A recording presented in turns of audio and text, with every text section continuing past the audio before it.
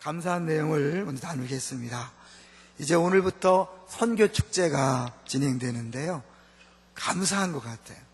사실 우리가 한민족 디아스포라 비전을 갖고 시작을 했는데, 그래서 경년제로 한 해는 국내에 있는 미자립 교회와 선교기관과 교회 국내에 들어오신 선교사님들을 초청해서 위로하고 격려해서 그분들이 또 힘있게 사역하도록 하는 일을 하고, 또 다른 한 해는 해외 선교사님들을 우리가 항공료까지 지불해서 모셔오는 건데, 이번에는 마침 주강사이신 선교사님이 국내에 들어와 계셨기 때문에 비용은 상대적으로 절감하고요.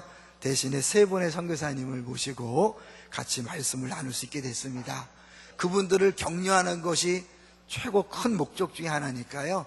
많이 오시는 게 중요합니다. 그리고 또 그분들의 하나님 앞에서 일하시다가 경험한 것들이 있으니까 분명히 은혜스러운 설교와 간증이 있을 거예요. 우리도 이번 기회에 은혜 받고 함께 천국잔치를 맛보시기를 바랍니다. 꼭 함께 해주시기 바랍니다. 오늘 2시부터 진행될 것입니다. 두 번째로는 이제 계속해서 우리가 기도 시간에도 말씀하지만 우리 또 하나의 열매 분립개척이 이제 본격적으로 진행되고 있고요. 선교사 주파송이 이루어지는데 이게 얼마나 귀중한 일인지 잘 모르시는 것 같아요. 잘 들으시고 추석 때 불신자들 또 교회의 비판적인 사람들에게 정확하게 알려주세요. 주파송은 60%를 우리가 매달 책임지는 겁니다. 사례에. 그렇기 때문에 굉장히 비용이 많이 들어서 웬만한 교회가 주파송을 못해. 우리도 1호에 첫 번째 10년 넘어서 첫 번째로 하는 거고요. 또 분립개척할 때 우리가 기본적으로 1억 5천의 예산이 들어갑니다. 그 성도님들의 선금과 개인적인 후원이 있겠죠. 더 중요한 것은 우리 성도들을 그야말로 떼주는 거예요. 우리 교회에서 누군 되고 누구 안 되고 없습니다. 원하시면 다 가도 됩니다. 걱정하지 마시고 하나님 감동하시면 다 가십시오. 그리고 가셔서 힘드시면 그냥 오시면 됩니다. 알았죠? 미리 겁먹고 나는 한번 칼을 뽑으면 뭐 끝까지 간다, 그러니까 차라리 안 간다 그러지 마시고 갈 마음이 있는데 또 가셨다가 또 힘드시면 오셔도 괜찮아요. 그것도 하나님께서 하시는 일이니까요. 그러니까 편하게 하나님 감동하신 대로 순종하셔서 하고, 이제 여러분 명절 때 이야기하세요. 우리 교회에서 하는 일, 그리고 기도 부탁하고, 부정적인 사람들한테 교회가 움켜쥐고 욕심 부리는 것이 아니라 나눠주고 섬기는 일 한다는 것들을 알려주시고, 그 일에 여러분들이 같이 동참해 주셔서 정말 감사를 드립니다. 세 번째는 정말 중요한 감사인데요. 어제 중앙동의 철학관에서 예배를 드렸습니다. 여러분 철학관 뭐 하는데 알죠? 사주팔처 장명. 우리 몇 달 전에 우리 교회 등록하신 우리 성도님 얘기했죠? 드디어 결심하시고 등록 신방하신다 그래서 거기서 찬양을 불렀어요. 바깥은 여전히 장정 듣는데 제가 부르면서 한편으로는 영업방해가 안 될까 그런 생각 들면서 한쪽으로는 너무 감사했어요. 야, 이곳에서 하나님을 찬양하는 찬송소리가 울려 퍼지는구나. 놀라운 것은 거기에요, 그 성경들하고 주석이 있어요. 그 장명사 그 철학관 안에 우리 성도님이 교회 나오기 전에 이미 한문으로 성경 전체를 2번 썼어요. 한글로 쓰기도 어려운데 한문으로 2번 썼어요.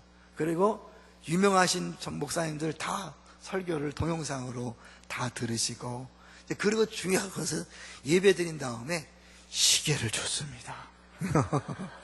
왜냐하면 이분이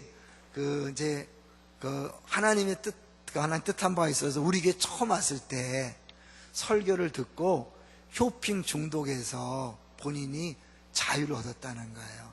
그렇게 성경을 쓰고 설교를 많이 듣고 결단을 했지만 이 쇼핑 중독을 해결이 안 됐는데, 그때 마치 우상 얘기를 하면서 하나님보다 더 사랑하는 거다, 그 말에 이렇게 찔림을 받고 결단하고 자유케 됐다고. 그래서 이 시계를 모으는 그것들을 과감히 포기해서 우리 집사님 부부에게 주시고 저하고 우리 부목사님 전사님한테 주셨어요. 제가 이제 차고 다녀도 폼 잡는다고 생각하지 마시고 기적의 선물임을 생각하시고 기뻐하시면 좋겠어요. 우리 교회에 이런 놀라운 일들이 벌어지고 있습니다. 우리 공동체에 너무너무 놀라운 일이 벌어지고 있습니다. 우리 모두의 기쁨이고 감사한 일인 줄로 믿습니다. 앞으로 주님이 하실 일을 위해서 많이 기도해 주십시오. 자, 이제 오늘 제목을 보겠습니다. 오늘 제목이 뭡니까? 서로 받아주는 공동체입니다. 여러분, 사람에게서요 가장 힘든 것이 뭘까요? 여러분에게 가장 힘든 건 뭡니까? 돈이나 건강의 문제가 아니라 사람이 가장 힘들어하는 게 뭐냐면 거절의 문제예요. 누구인가 거절당했을 때 가장 힘든 겁니다. 왜냐하면 아담과 하와가 에덴 동산에 쫓겨났기 때문에 사람에게는 근본적으로 거절감이란 게 있어요. 그러다가 태어나서 부모가 풍성한 사랑을 주지 못하면 그게 가중되는 거죠.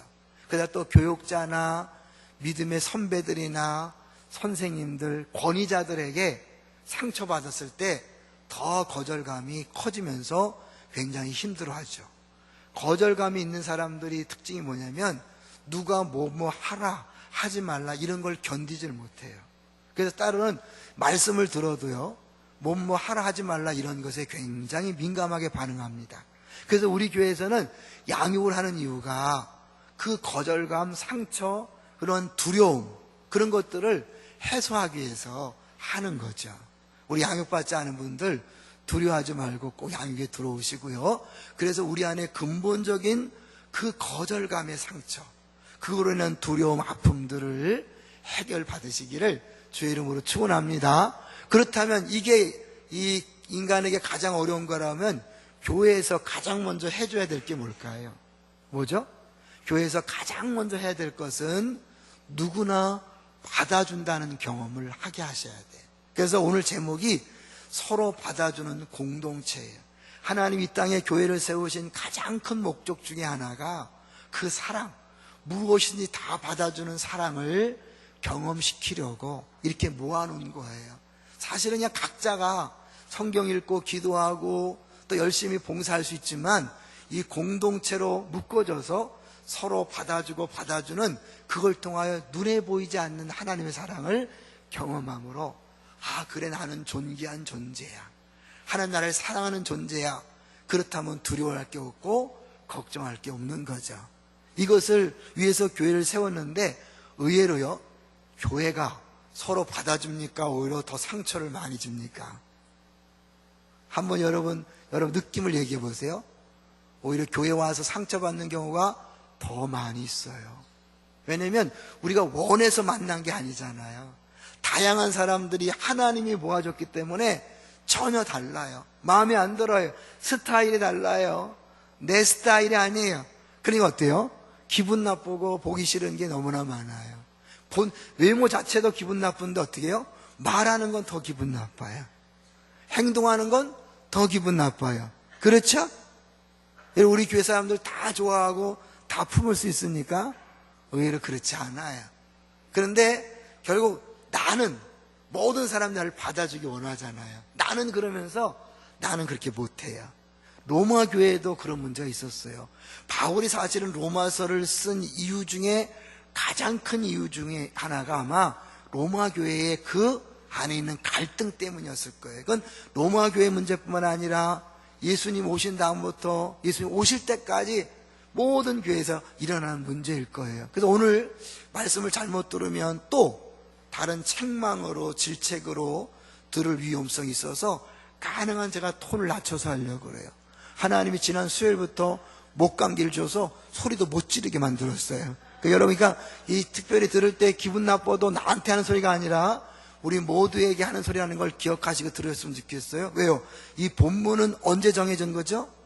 1년 전에 정해진 거예요. 우리가 교회력을 따라하기 때문에 1년의 본문이 다 정해졌으니까 혹시 우리 교회에 무슨 문제 있는 거 아니야? 목사가 왜 저런 설교하지? 아니에요. 이거는 모든 교회에 있는 문제고 또 하나님께서 마침 이때 이 시점에 우리 교회에 필요하기 때문에 주신 거예요. 자, 그래서 14장 1절을 보세요. 14장 1절 읽어봅니다. 시작. 믿음이 연약한 자를 너희가 받되 그의 의견을 비판하지 말라. 여기서 의견이란 단어가 중요한 게 뭐냐면 이 의견은 성경에 나타나 있는 정확한 내용이 아닌 거예요. 살인하지 말라, 간음하지 말라, 소욕지 마라, 이렇게 하나님께서 하라 하지 말라 금지 명령을 명확하게 하지 않은 양심에 관한 문제예요. 문화에 관한 문제죠. 대표적인 게 뭘까요? 예전에는 교회에서 기타를 쳐도 되냐 안 되냐 이거 갖고 분쟁이 있었어요. 드럼을 쳐야 되냐 말아야 되냐 이것 때문에 또 많이 갈등이 있어요. 제가 1994년도에 안산동산교회 왔을 때는 안산동산교회에서 노래방을 가야 되냐 안 돼야 되냐 이런 게 굉장히 컸었어요. 김인진 목사님은 노골적으로 노래방 가는 걸 별로 안 좋아하셨어요. 그렇지만 부목사가 같이 갔다가 막 신고가 들어가고 막 그랬어요. 유난히 김인진 목사님은 그런 걸 싫어하셨어요. 돈 들어가는 거. 줄넘기도 돈 없는 걸로 하는 데지 왜 운동을 돈 주고 하냐. 매니큐어 칠하는 거, 아이라인 그리는 거 질색하셨어요. 막 그래서 했는데 어느 날부터 바뀐 게 뭐냐면 막내 아들이 머리를 노란 물로 물들였어요.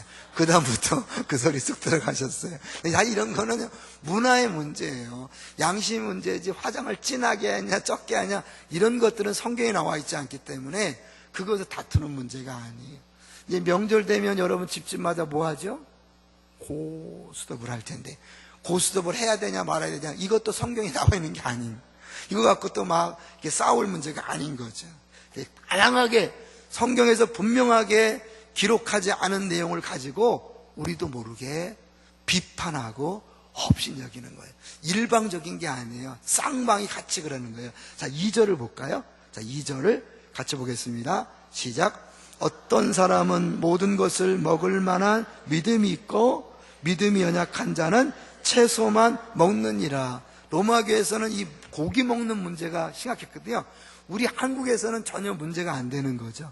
근데 이 당시 이 로마 시대고 이교가 이렇게 전체를 지배했기 때문에 그 이교도의 신전에다가 고기를 바쳐요. 제물을 바쳤는데 일부는 태우고 거의 많은 양은 시장에 내다 팝니다. 그러니까 시장에 나와 있는 고기가 제단에 드려졌던 고기인지 아닌지 알 수가 없어요. 그래서 자칫하다가 그 우상 제단에 바쳐진 고기를 먹고 힘들어하는 사람이 있었어요. 어떤 사람은 그게 뭐 우상은 다 가짜다, 하나님만이 진짜야, 그러니까 먹어도 괜찮아. 우리나라 고사떡, 그 구탄떡 막 먹어도 괜찮다고 말하는 사람이 있고 절대로 못 먹는 사람이 있잖아요. 이런 것처럼 이게 사실은 이제 약물 갈라지는 거예요. 먹어도 된다, 먹으면 안 된다. 바울은 먹어도 되는 것을 믿음이 강하다 그랬을까요? 먹으면 안 된다는 걸 믿음이 강하다 그랬을까요? 먹어도 된다고 하는 사람을 믿음이 강한 자라고 얘기하고, 그런 사람이 고기 먹는 사람을 업신여기지 말라는 거예요. 아이, 복음을 제대로 이해 못했구나. 복음이란 은혜로 구원받았기 때문에 우리의 행위가 문제되는 게 아니다. 조건이 문제되는 게 아니다. 그러므로 어떤 행위를 가지고 판단하면 안 된다, 이러면서 고기를 자유스럽게 먹는다고 하면서 믿음이 강하다고 주장하는 사람들이 고기 먹지 못하는 사람들 우습게 여기는 거예요. 조롱하는 거예요. 그래서 그것이 이제 3절이에요. 3절 같이 볼까요? 시작. 먹는 자는 먹지 않는 자를 업신여기지 말고 먹지 않는 자는 먹는 자를 비판하지 말라. 이는 하나님이 그를 받으셨습니다. 한쪽은 업신여기고 한쪽은 비판하는 거예요. 고기를 먹으면 안 된다고 하는 사람들은 율법에 부정한 음식을 먹으면 안 되는데 저것들이 막 먹네, 저건 하나님의 말씀에 어긋나는 거야, 그러면서 뭐야? 저것들은 큰 죄를 짓고 있어라고 뒤에서 정지하는 거죠. 먹어도 된다는 사람은 안 먹는 사람과 아이고 수준이 아직 그것밖에 안 돼, 그러면서 조롱하는 거죠. 바울은 둘 다 옳지 않다 그래요. 왜요? 3절 끝부분에 보니까 이는 하나님이 뭐 했다고요? 그를 받으셨습니다. 하나님이 그를 받으셨는데 예수 그리스도의 보혈의 피로 그를 구원하셨고 그를 있는 모습 그대로 인정하셨는데 너희들이 믿음이 강하다 약하다 하면서 비판하고 정죄하고 업신여기는 것 옳지 않은 거다. 왜? 하나님이 받으셨으면 우리들도 받는 게 당연하다. 동의하십니까? 그러면서 이런 논리를 피는 거예요. 그 주인이신 주님이 그를 그 자리에 세워놨는데 네가 왜 난리를 치냐. 4절을 볼까요? 4절 시작. 남의 하인을 비판하는 너는 누구냐? 그가 서 있는 것이나 넘어지는 것이 자기 주인에게 있음에 그가 세움을 받으리니 이는 그를 세우시는 권능이 주께 있음이라. 주인이 따로 있다는 거예요. 그러니까 그 사람이 지금 내 옆에 있는 것, 우리 교회 온 거 누가 하신 거예요? 주님이 하신 거예요. 때로는 내가 마음에 안 드는 리더가 내 신앙 스타일과 다를 수 있어요.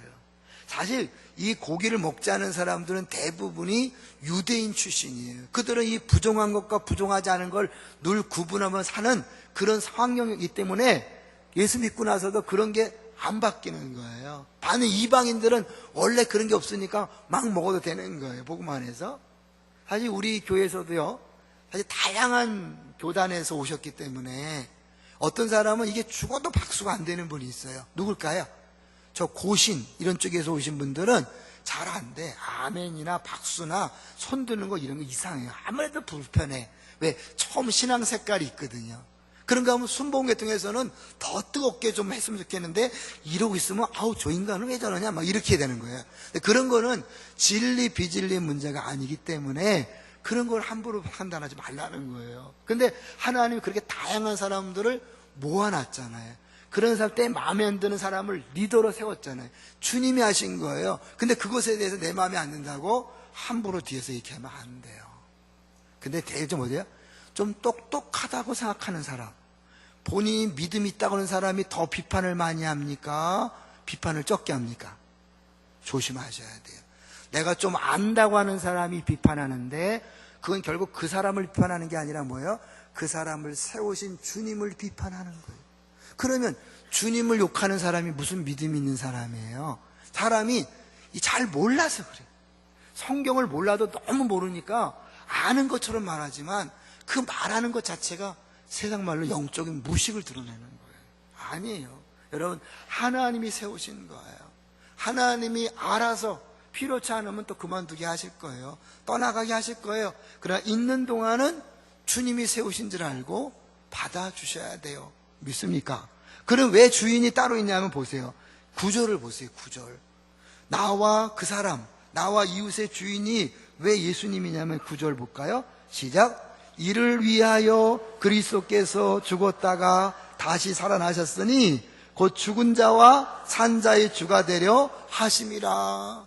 하나님이 예수님 피값으로 예수님을 대신 죽게 하심으로 구원한 어마어마한 존재들이에요. 하나님의 관심이 한 영혼 한 영혼에 돼 있다니까요. 여러분 자신을 어떻게 볼지 모르지만 하나님 여러분을 살리기 위해서 예수님을 십자가에 못 박혀 죽였어요. 그런 존재를 시시하게 대하지 않거든요. 다 필요해서 이곳에 모아놓은 줄로 믿습니다. 그래서 서로 인정하셔야 돼. 그래서 이거 뭐예요? 사람들이 다 주를 위해 산다는 거예요. 우리 6절을 보겠습니다. 6절 시작. 나를 중히 여기는 자도 주를 위하여 중히 여기고 먹는 자도 주를 위하여 먹으니 이는 하나님께 감사하며 먹지 않는 자도 주를 위하여 먹지 아니하며 하나님께 감사하느니라. 내가 비판하고 조롱하는 그 사람도 하나님을 위하여 살아요. 하나님께 감사하며 사는 거예요. 나만 열심히 있는 게 아니에요. 나만 믿음 있는 게 아니에요. 그 사람도 나름대로 주님과의 관계 속에서 자기가 이제까지 경험한 것, 자기가 알고 있는 것, 자기의 모든 믿음을 총동원해서 그렇게 주를 섬기고 있는 거예요. 우리 식으로 우리의 기준으로 판단하면 안 된다는 거죠. 자, 그 다음에 7절도 볼까요? 7절 시작. 우리 중에 누구든지 자기를 위하여 사는 자가 없고 자기를 위하여 죽는 자도 없도다. 다 나도 주를 위하여, 교회를 위하여, 하나님 영광을 위하여 목숨을 내놨지만 그 사람도 주를 위하여 자기 목숨을 내놓은 사람이니까요. 나와 똑같지 않을 뿐이지 틀린 게 아니라는 거예요. 자, 그래서 8절 시작. 우리가 살아도 주를 위하여 살고 죽어도 주를 위하여 죽나니 그러므로 사나 죽으나 우리가 주의 것이로다. 그러므로 나는 사나 죽으나 주님의 것이요. 왜 눈물이 나는지 몰라요. 주님의 것이 나도 주의 것이 하고 나도 주님을 사랑하는 것처럼 내 옆에 사람도 최선을 다해 주님을 사랑해서 이 자리에 온 거예요. 여러분, 주일 나오기 어려워요. 신앙생활하기 어려워요. 그 사람은 그 형편에서 최선을 다해서 나오고 최선을 다해서 나왔기 때문에 나름대로 열심을 다하다 보니까 또 그 열심이 때로는 화도 내기도 하고 그 열심이 때로는 분노로 나타나기도 하고 때로는 지나친 열정으로 나타나서 부딪힐 수 있지만 우리가 그것을 보고 다 틀렸다라고 말할 수 없는 거예요. 그래서 이동훈 목사님이 이렇게 구분을 하더라고요. 우리가 이 분별하고 판단을 잘 구분해야 되는데, 분별이라는 것은 뭐냐면 우리가 어떤 사람의 행동에 대해서 그가 그렇게 행동할 수밖에 없었던 원인을 여러 가지로 분석하고 연구해 보는 것이 분별이래요. 그 결론은 상대방에 대한 이해로 나타난다는 거죠. 아, 저 사람이 신앙생활 저런 교회에서 했고 저런 상처가 있고 저런 아픔이 있기 때문에 저렇게 말하는구나. 도와줘야지. 빨리 양육받도록 도와줘야지. 사랑해줘야지. 이렇게 되는 게 분별이에요. 그럼 판단은 뭐냐면 어떤 사람의 한두 가지의 외적인 행동에 근거하여 그 사람의 인간됨에 관하여 쉽게 결론을 내리고 속단하는 것. 저 인간은 이런 인간이야. 저 인간은 이래서 안 돼. 이렇게 말하는 자체가 뭐예요? 그게 바로 판단이고 결과는 상대방에 대한 비난과 정죄로 이루어지는 거죠. 교회에서는 판단해야 됩니까? 분별해야 됩니까? 분별이에요. 우리가 판단하지 말고 비판하지 말라 그래서 남들이 무관심하라는 게 아니에요. 그 사람을 있는 그대로 다 받아주되 그 사람이 날카로운 말을 하고 막 자꾸 찌르고 자꾸 부딪히고 거친 행동을 할 때 왜 그런지를 잘 살펴서 그를 도와주는 것, 섬겨주는 것, 그것이 교회에서 할 일이라는 거예요. 그래서 사실은 받아준다는 게 뭐냐면요, 받아준다는 것을 단어 자체를 설명해 본다면 환영한다는 뜻이에요. 억지로 참아주는 것 정도가 아니라 환영하는 거예요.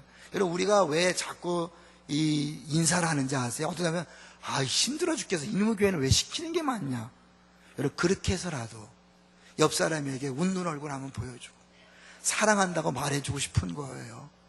일주일 내내 그 누구의 사랑받지 못한 사람, 사랑한다 말도 못하고 사랑한다는 표현도 못 들어본 사람에게 교회 와서라도 우리가 당신을 사랑합니다. 뭐든지 말씀하세요. 다 들어주겠습니다. 얼마나 대단한 거예요. 그런데 그러면 이 환영의 반대말이 뭘까요? 거절하는 거죠. 거절하는 거. 우리들이 사실은 이 판단하고 조롱하고 우습게 여길 때 그 사람은요, 자기 인생 전체가 거절당한다고 느끼는 거예요. 말 조심하셔야 돼요. 여러분은 하나의 말, 한마디 말을 했지만 그 사람 안에 있는 쌓여있는 상처가 그 한마디 말에 자기 인생을 다 거절한다 생각해서 자살할 수도 있는 거예요. 그러니까 함부로 말하면 큰일 납니다. 그렇기 때문에 하나님이 그 판단하는 것들을 극히 조심하라 그러는 거예요. 그러면서 그 판단은 누구에게 맡겨라? 하나님에게 맡기라고 얘기해요. 자, 그래서 10절을 보세요. 10절 시작. 내가 어찌하여 내 형제를 비판하느냐? 어찌하여 내 형제를 업신여기느냐? 우리가 다 하나님의 심판대 앞에 서리라. 나나 그나 다 하나님 앞에 심판받을 존재지 우리가 심판할 사람이 아니라는 거예요. 만약에 심판한다면 뭐예요? 하나님 자리에 올라간 무엄한 짓이에요. 교만한 짓이에요. 잘 생각해 보세요. 여러분이 누군가를 비난하고 저런 인간은 교회에 없어야 됩니다, 저런 인간 때문에 교회가 안 됩니다 하고 말하는 그 자체, 그 사람이 행한 행동은 하나님 앞에 큰 문제가 아니에요. 그러나 여러분이 저 인간은 안 됩니다, 저렇게 하면 안 됩니다 이렇게 말하는 순간 판단자의 위치에 있기 때문에 그게 더 큰 죄라는 걸 아셔야 돼요. 엄밀히 말하면 우리가 지적하는, 판단하고 욕하는 그 사람보다 나는 더 용서받을 수 없는 죄를 짓고 있는 게 바로 판단이요, 업신여김이요, 비판인 거죠. 우리는 절대 그럴 권리가 없습니다. 오늘부터 가능한 입을 다무세요. 저는 우리 교회가 분위기가 좋다는 걸 어떻게 알았냐면 지난 수요일 날 우리 순장 모임 때 한 순장님이 같이 몇 명이 일을 하는데 자기가 자기도 모르게 누구를 뒷담화를 했대. 그런데 다른 사람들이 조용하더래. 그러니까 얼마나 무안했는지 모르는데, 그러면서 우리 교회 너무 좋은 교회라고. 뒷담화하는데 동조하시는 인간 더 나쁜 인간이에요. 조용히 침묵하시면 뒷담화 시작했던 사람이 부끄러워서 그만둡니다. 그런 것이 늘어날 때 교회 공동체가 더 아름다운 공동체가 되는 거예요. 절대로 뒤에서 뒷담화하지 마세요. 비판하지 마세요. 조롱하지 마세요. 우습게 여기지 마세요. 주님이 그것을 가장 싫어하십니다. 그러면서 어떻게 11절 볼까요? 11절 시작. 기록되었으되 주께서 이르시되 내가 살았노니 모든 무릎이 내가 꿇을 것이요 모든 혀가 하나님께 자백하리라 하였느니라. 사람 그래요. 아, 저 인간요 저거 주를 위한 게 아니에요. 다 자기 뭐 드러내려고 하는 거예요. 네, 그렇다면 나중에 그가 하나님 앞에 고백할 거예요. 내 욕심 때문에 했습니다. 내 자랑 때문에 했습니다. 내 명예 때문에 했습니다. 여러분이 지금 미리 판단하지 마세요. 지금 여러분이 그것을 결정하지 마세요. 하나님이 다 알고 계십니다. 그리고 마지막에 스스로의 이백을 통하여 그 속마음까지 100% 드러나게 될 것입니다. 12절 읽어볼까요? 시작. 이러므로 우리 각 사람이 자기 일을 하나님께 직고하리라. 자기가 직접 자백을 하게 돼 있다니까요. 요새 여러분 신문방송 보면서 무섭다는 생각 안 들어요? 사방에서 막 툭툭 터지죠. 갑질한 거나 막 비밀리 이루어진 것들이 막 터지죠. 하나님이요 마지막 날 우리를 다 심판하실 거예요. 우리가 말하는 행동하고 다 드러날 거예요. 하나도 숨길 수 없어요. 그러나 마지막 때만 그러는 게 아니에요. 주님 때로는요 마지막 되기 전에 우리의 속 더러운 것들이 드러나게 할 때가 있어요. 오늘 이 자리에 나오신 분들 남 모르게 죄 짓는 게 있다면 빨리 그만두세요. 주님이 괜찮은 게 아니에요. 참아주는 거예요. 그거 넘어가면 그야말로 방송에 나올 수 있습니다. 내가 이게 가끔 했죠. 나 인천 희망교회 있을 때 장로님이 간증하고 다녔어요. 도박 때문에 온 방송에 난리가 났어요. 하나님은 자기 이름이 먹칠을 당하면서도 때로는 믿는 사람들을 바꿔놓기 위해서 그렇게 할 수 있어요. 주님이 하시는 거예요. 그러니까 주님이 하시면 하시는 거니까 여러분이 미리 나서서 저 인간은요 속셈이 따로 있어요 뭐 때문에 이렇게 함부로 판단하지 마세요. 뭘 안다고 그러세요? 아니에요. 그 사람도 나름대로 최선을 다해서 하고 있다는 사실을 기억하시고, 그럼 우리는 뭐예요? 우리가 하는 거 뭐죠? 우리는 그냥 받아주는 거예요.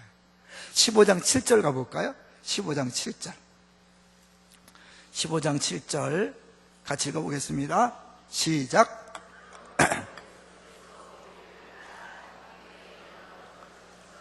너희도 서로 받으라. 우리가 서로 받는데 그 근거는 뭐예요? 그리스도께서 우리를 받았다. 어떻게 받으셨나요? 우리를 받아서 우리의 모든 죄를 다 뒤집어 쓰신 거예요. 하나님이 용서하실 때 말로만 용서 이렇게 한 게 아니에요. 어떤 죄를 용서하기 위해서는 그 죄에 대한 대가를 누군가가 지불해야 돼요. 우리의 죄된 모습, 이 잘못을 다 받아들이기 위해서는 우리가 잘못한 모든 것들을 누군가가 다 지불해야 되는데, 예수님이 우리의 모든 잘못을 다 짊어지시고 그 대가를 지불하심으로 하나님의 자녀가 된 거예요. 믿습니까? 그러니까 우리가 누굴 용서한다는 건, 내가 당한 아픔이 있는데요, 내가 당한 게 있는데 어떻게 용서합니까? 용서란 말은 그가 나에게 준 피해와 고통을 내가 다 끌어안고 그리고 그를 받아주는 거예요. 그냥 이거는 인간의 힘으로 할 수 있는 게 아니죠. 함부로 용서란 말 하지 마세요. 그래서 우리는 늘 하나님 앞에 죄인인 거예요. 왜? 늘 용서를 받으면서도 단 한 사람도 온전한 용서를 못하니까 우리가 우리에게 죄 지은 자를 사하여 준 것 같이 할 때 멈춰야 돼요. 주님, 내가 단 한 사람도 제대로 용서한 적이 없습니다.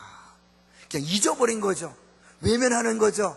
그냥 모른 척하는 거죠. 진짜 용서라면 그 모든 고통을 내가 다 짊어지고 웃는 얼굴로 그를 맞아들여야 돼요. 우리 못했죠. 예수님이 그렇게 하신 거예요. 그래서 어떻게 해요? 하나님께 영광을 돌렸다. 뭐예요? 무슨 영광은 뭐라죠? 본질의 드러남이잖아요. 하나님이 사랑이 뭔지를, 우리의 모든 죄를 대신 짊어지고 죽으시고 우리를 받아주심으로 사랑은 이런 거야. 그래서 하나님은 사랑이시다 할 때 그 하나님의 영광을 드러낸 것이 바로 십자가예요. 그 십자가에서 예수님은 엘리 엘리 라마 사박타니, 무슨 뜻이죠? 나의 하나님 어찌 나를 버리셨나이까. 처음 얘기했죠. 인간에게 가장 큰 고통은 거절이라고. 그 죄로 인한 거절을 하나님께서 해결하시기 위해서 예수님을 보내셨고, 예수님은 친히 자기 아버지에게 영원 전부터 영원 후까지 단 한 번도 뗄래야 뗄 수 없는 그 사랑의 관계이신 그 하나님과 예수님이 떨어지는 관계, 버리시는 것 말도 안 되는 거예요. 예수님이 겟세마네 동산에서 3번씩 기도한 것은 단순히 육체의 고통 때문이 아니에요. 그 예수님의 진짜 고통은 그 사랑하는 아버지와에게 거절당하는 거예요. 그 거절을 통하여 하나님 우리를 100% 용납하시고 받아주시는 줄로 믿습니다. 여러분이 지난 일주일 동안 무슨 생활을 어떻게 했는지 몰라도 하나님은 여기 오는 순간 내가 너를 사랑해, 내가 너 이뻐주고, 내가 뒤에 앉아야 이뻐 죽는 게 아니에요. 여러분 이곳에 오는 순간 하나님 여러분을 사랑한다고 말하고 이뻐 죽는다고 말합니다. 그럼 우리들은 어떻게 되겠어요? 우리도 있는 모습 그대로 상대방을 받아주시는 거예요. 근데요, 우리가 내가 다 살아서 받아주지 못하잖아요. 어떻게 해야 돼요? 나를 부인해야 되죠. 내가 없어야 상대방 스타일을 있는 그대로 다 받아. 내 스타일을 고집하면서 저건 내 스타일 아니야, 저건 나랑 달라, 넌 옛날에 난 말도 안 섞었어, 다 이러면서 누군가 그룹을 짓고 누군가 계급을 매기고 누군가 이렇게 구분한다면 복음을 모르는 거죠. 왜요? 복음이란 건 예수님 안에서 모든 사람이 은혜로 구원받은, 은혜로 구원받았다는 건 뭐예요? 조건이나 환경이나 행동이 전혀 문제가 안 되는 거예요. 그래서 복음 안에서 유대인 헬라인이 문제가 안 돼요. 이방인 문제가 안 돼요. 흑인 노인 문제가 안 돼요. 나이 드신 분 어린 분 문제가 안 돼요. 가난한 사람 부자 문제가 안 돼요. 모든 사람이 다 은혜로 구원받은 것이 바로 복음이에요. 그 복음을 1장부터 11장까지 너희가 들었다면, 그 복음을 안다면 다시는 누구를 구분하고 누구를 좋아하고 싫어하고 이렇게 하면 안 된다는 거예요. 다 100% 모든 사람을 다 받아주셔야 돼요. 근데 여러분 어때요? 너무나 많은 사람들이 부끄러운 줄 모르고, 나는요 그런 사람을 절대로 용납 못합니다. 나는요 이제까지 그렇게 살아오지 않았습니다. 내 인생에 그런 인간은요 없었습니다. 예수 믿기 전에는 그렇게 말할 수 있지만 예수 믿은 다음에는 뭐예요? 나는 죽는 거예요. 나는 없는 거예요. 주님만 있는 거예요. 믿습니까? 주님이 다 받아줬다면 나도 다 받아주는 거예요. 그게 교회예요. 에베소서 4장 1절 3절을 자주 말씀드렸어요. 교회란 뭐냐? 부르심에 합당하게 행하라. 4장 1절이에요 3절에 하나 된 것을 힘써 지키라. 절대로 잊지 마세요. 교회란 뭐냐? 하나님이 불러줘서 묶어놓은, 모아놓은 것이 교회라 그랬잖아요. 그 교회가 할 일은 뭐냐면 하나님이 묶어놓으신 것, 묶은 것을 지키는 게 교회예요. 일하는 게 교회가 아니에요. 일은 주님이 하시는 거예요. 우린 지키는 거예요. 제가 부끄러운 고백을 할게요. 저 처음에 안산동산학교 왔을 때 무지 펄펄 뛰면서 왔어요.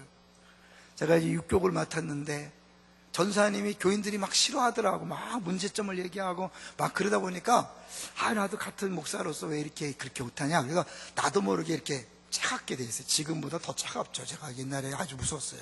하게 되는데 어느 날 교인이 그러는 거예요. 목사님, 전도사님하고 좀 사이좋게 지내면 안 돼요? 얼마나 큰 충격을 받았는지 몰라요. 나는요 교구를 살리고 잘하기 위해서요 막 열심히 하고 그렇게 안 하는 것에 대하여 가만두지 않았어요. 근데 교인들은요 그거 보는 게 아니에요. 사이좋게 지내면 안 돼요. 외부에서 교회 볼 때요 저 교회가 무슨 일 했다더라 그런 거 안 부러워합니다.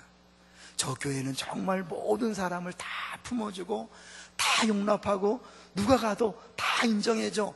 그럴 때 저게 교회지 이러는 거거든요. 그러니까 사단은 이걸 알기 때문에 가장 사단이 공격하는 게 뭐냐면 하나됨을 깨트리는 거예요. 근데 그 명분이 뭐냐면 교회를 위해서, 하나님 나라를 위해서, 주의를 위해서 조금 방해가 된다는 거예요. 저러면 교회가 꼴이 안 된다는 거예요. 아니에요. 그렇게 말하는 사람 때문에 교회가 안 되는 거예요. 왜요? 그게 교회가 아니니까. 교회는 받아주는 거예요. 인정하는 거예요. 저는요, 수요일 날 마태복음을 연속 강의하다가 가룟 유다에 대해서 묵상을 많이 했어요. 아마 보통 때라면 설교 안 했을 때 연속 강의니까 가룟 유다를 예수님이요 12명 중에 한 명으로 택했어요. 기도하고 뽑았어요. 마지막에 자기를 팔 거 알았어요. 그런데 어떻게 해요? 내치지 않았어요. 자르지 않았어요. 야 이놈아, 야단치지 않았어요. 끝까지 발을 씻겨주면서 끝까지 사랑하시니라. 왜 그랬을까요? 그 12명 귀한 멤버 중에 왜 그런 인간을 뽑았을까요?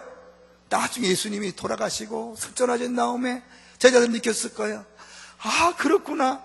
예수님이 받아준다는 거는 자기를 배반할 유다까지도 끝까지 내치지 않고 받아주는 것, 그게 바로 주님 말하는 사랑이구나. 우리가 입만 열면 사랑을 얘기하고 용납을 얘기하지만 너무 가짜를 얘기하니까 세상 사람들이 니네나 믿어라. 하나님 말씀하신 사랑이 그게 아니잖아요. 예수님 말씀하신 사랑이 그게 아니잖아요. 자기를 팔아먹을 줄 아는 가룟 유다까지도 끝까지 자기가 스스로 떠나서 목매어 죽기까지 예수님은 절대로 그에게 야단치거나 그를 내쫓거나 자르지 않았어요. 그게 교회입니다. 그게 예수님이고 그게 하나님이죠. 당자가 돌아왔을 때 그 냄새나는 걸 있는 그대로 알아주시고 바로 자녀 삼아주신 것, 그게 바로 교회고 주님이 원하시는 것입니다.